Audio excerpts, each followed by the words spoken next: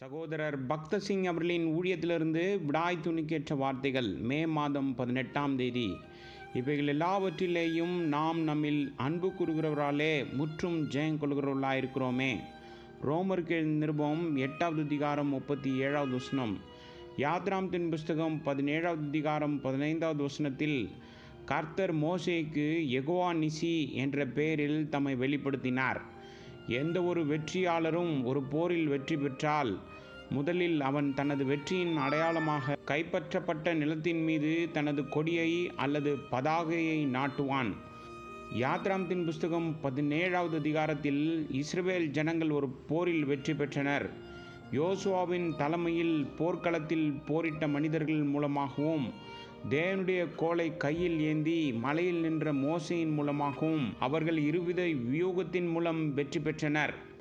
மோசேயின் கைகளில் இருக்கும் கோலானது தேவனுடைய அதிகாரத்தை பற்றி பேசுகிறது. மோசே தனக்குத்தானே பலன் கொண்டவன் அல்ல. அவன் கோலை தரையில் போட்டதும் அது சர்ப்பமாக மாறியது. மோசே அதை விட்டு ஓடிப்போனான். யாத்ராமத்தின் புஸ்தகம் 4வது அதிகாரம் 3வது வசனம். மோசே வல்லமையற்றிருந்தான் என்பதில் சந்தேகமில்லை. அன்றிலிருந்து அவன் சாதித்ததெல்லாம் தேவனுடைய பலத்தால் மட்டுமே. மோசே மலையின் மீது நின்றபோது அவனுடைய கைகளில் இருந்த கோல் தேவனுடைய அதிகாரத்தை அடையாளப்படுத்துகின்றது. யோசுவாவுடன் இருந்த வீரர்கள் தெரிந்தெடுக்கப்பட்ட வீரர்கள். அவர்கள் வலிமையும் வீரமும் கொண்டவர்களாக காணப்பட்டார்கள். இருந்தபோதிலும் மோசேயின் கைகள் கீழே இறக்கப்பட்ட போதெல்லாம் அவர்கள் தோற்கடிக்கப்பட்டனர்.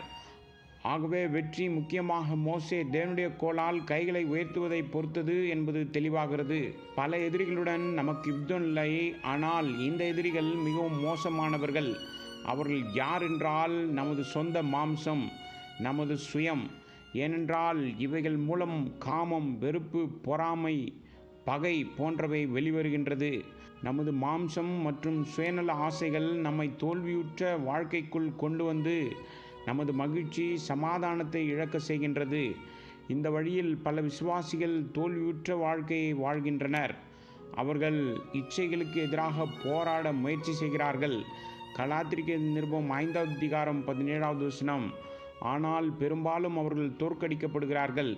நாம் புதிதாக பிறந்த விசுவாசிகளாக இருந்தாலும் சரி அல்லது வளர்ந்த விசுவாசிகளாக இருந்தாலும் சரி, இந்த போரில் நாம் நமது சொந்த பலத்தால் வெற்றி பெறுவோம் என்று ஒருபோதும் நம்பக்கூடாது. நம் ஆண்டவராய் இயேசு கிறிஸ்து சிலுவையில் பெற்ற வெற்றி என்னும் கோலை நம் கையில் எடுப்பதில்தான் இந்த வெற்றியின் இரகசியம் அடங்கியிருக்கிறது.